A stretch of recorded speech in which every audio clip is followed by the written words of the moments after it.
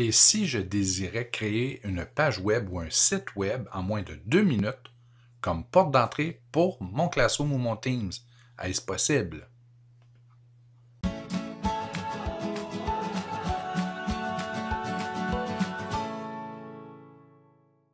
En effet, il est possible en quelques minutes de créer une page web ou encore un site web complet comme porte d'entrée pour votre ENA préféré, que ce soit Teams ou Classroom.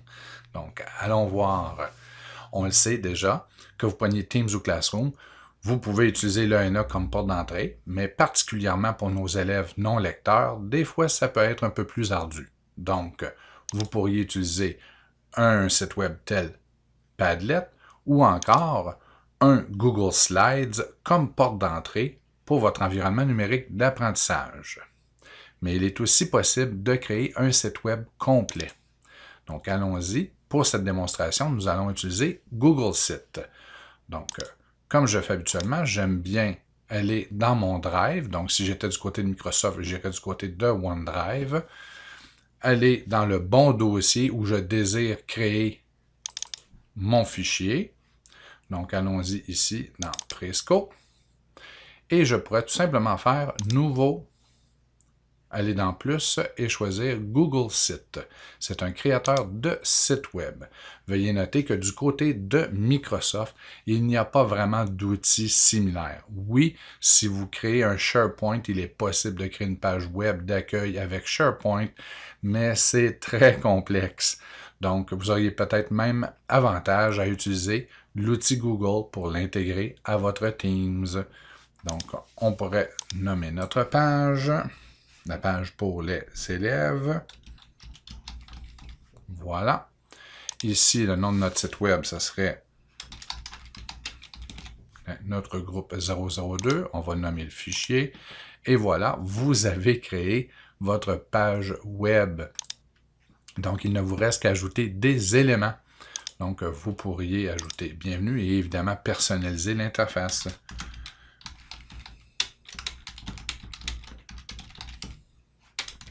Bienvenue à tous les élèves.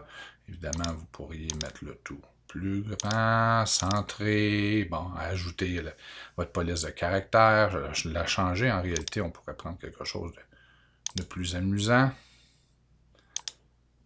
Et voilà.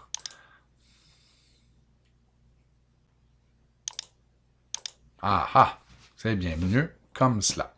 Donc, vous pourriez changer l'entête, mettre une photographie de votre classe en arrière. Donc, vous ajoutez les éléments que vous le désirez. Mais puisque, dans ce cas-ci, on parle d'une capsule qui vise peut-être les non-lecteurs, vous auriez sûrement intérêt à ajouter des images. Donc, si je vais dans... Pardon. Ici, je vais aller chercher dans un dossier. J'ai déjà téléchargé quelques illustrations pour garder la vidéo la plus courte possible. Je pourrais aller chercher quelques illustrations. Exemple, comment faire pour aller en visio. Ensuite, pour nous rejoindre, si on a besoin d'aide. Une section pour les vidéos, plan de travail, plan de leçon et activité de lecture. Allons-y. Et voilà. Je viens d'ajouter rapidement des pictos. Et à chacun de ces pictos, on pourra avoir aussi une page pour les parents. Attendez. C'est le Drive.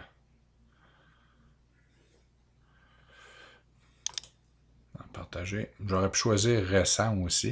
Étant donné que je les ai téléchargés récemment, on les aurait vus apparaître presque les premiers dans la liste. Donc, icône, Presco.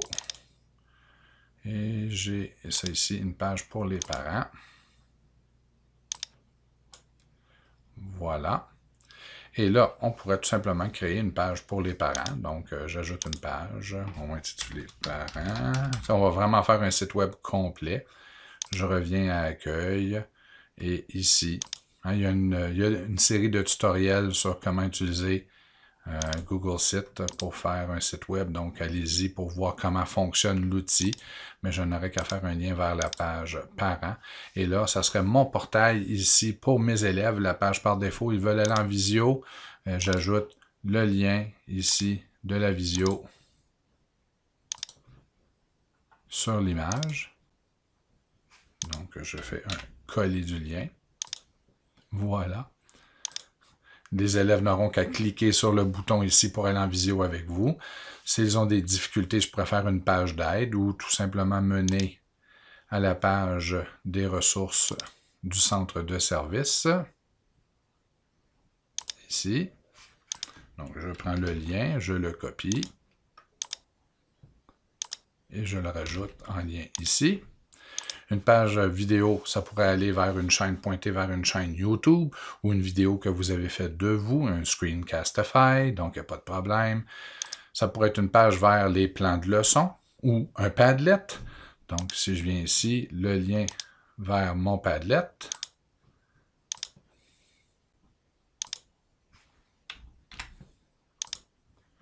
Activité de lecture, ça pourrait vous mener vers une bibliothèque virtuelle, un endroit où il y a des livres audio, donc c'est comme vous le désirez, et vous avez la page ici. Et maintenant, tout ce qu'il vous reste à faire, une fois que vous l'avez personnalisé, que c'est à votre goût, tout ce qu'il vous reste à faire, c'est de publier le fameux site en question. Donc, on publie. On va l'appeler groupe 0002, parfait. Je publie. Et le tour est joué. Par contre, mes petites mises en garde, prenez le temps de venir vérifier ici dans Paramètres pour être certain que vous avez choisi les bons. Par défaut, généralement, c'est pas mal bien, là, mais prenez la chance de venir voir dans Paramètres, dans la roue d'engrenage, et aussi dans Partager. Donc, vous assurez que les liens de partage sont ceux que vous désirez. Donc, en cliquant ici sur lien, le brouillon est limité à la personne qui l'a créé, alors tant mieux. Et ici, le site publié, par défaut, il est limité à des gens qui ont un compte cssamar.qc.ca. Si vous envoyez le lien aux parents, il risque d'avoir des difficultés de l'ouvrir. Donc, vous pourriez tout simplement ouvrir le site web et qu'il devienne un site public. Entendons-nous? Si les gens n'ont pas le lien pour s'y rendre, ils ne le trouveront pas facilement. Mais n'importe qui a le lien pourra cliquer dessus. Donc, même les grands-parents et les amis, s'ils obtiennent le lien par un de vos élèves, pourront cliquer et voir le site sans être obligés de s'identifier. Donc, une question de sécurité. Oui, n'importe qui a le lien pourra le voir, mais en même temps, ça l'évitera à vos élèves d'avoir à s'identifier pour consulter l'information. Donc, c'est peut-être avantageux, dans certains cas, que le document soit le plus facilement accessible. De toute façon, pour se rendre à votre classroom, là, ils devront s'identifier. Donc, on place ici sur la page web de l'information qui est très générale, qu'on veut être facile d'accès. Donc, vous avez ici votre site web, on publie. Vous avez aussi la petite flèche, paramètres de publication. Il y a d'autres options qui sont offertes là. Par exemple, de demander aux moteurs de recherche, tels Bing, Google, Yahoo, de ne pas afficher votre site. Vous pourriez ajouter le crochet. D'accord? Et vous avez ici l'option de pouvoir voir le avant-après si vous publiez. Ça, c'est pas vraiment un enjeu. Que, voilà, je publie. Ben, il n'y a pas de modification depuis la dernière modification, depuis la dernière publication. Mais par exemple, si je modifiais quelque chose, je publie, vous allez voir les deux, un à côté de l'autre, le brouillon, puis ce qui est présentement en ligne, oui, c'est vraiment ce que je veux, je publie.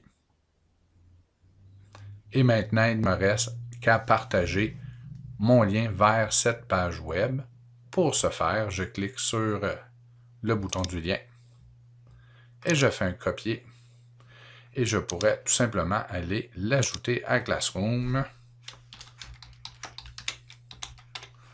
Voilà, j'ajoute un lien, je colle le lien, on pourrait faire la même chose dans Teams ou on pourrait l'envoyer par courriel aux parents en disant « Dorénavant, c'est par ici que vous allez entrer en contact avec l'enseignante. » Donc, l'élève qui voudra aller en visio avec vous n'aura qu'à cliquer ici. Là, je ne le ferai pas parce que je risque de bousiller le son de la capsule.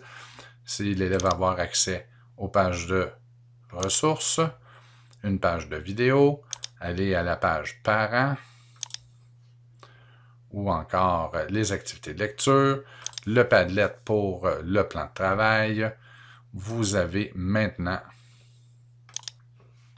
une page complète.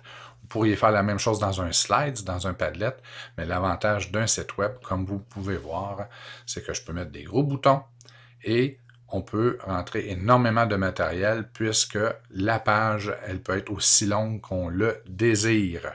Et on peut avoir ici dans la barre des sous-pages et faire un site web complet. Ça ne prend que quelques minutes. Donc, si vous voulez aller plus loin avec Google Sites et vous servir de cet outil, comme outil de prise de contact, de porte d'entrée avec vos élèves, allez consulter les tutoriels sur Google Sites. Donc, bonne création et bonne année scolaire!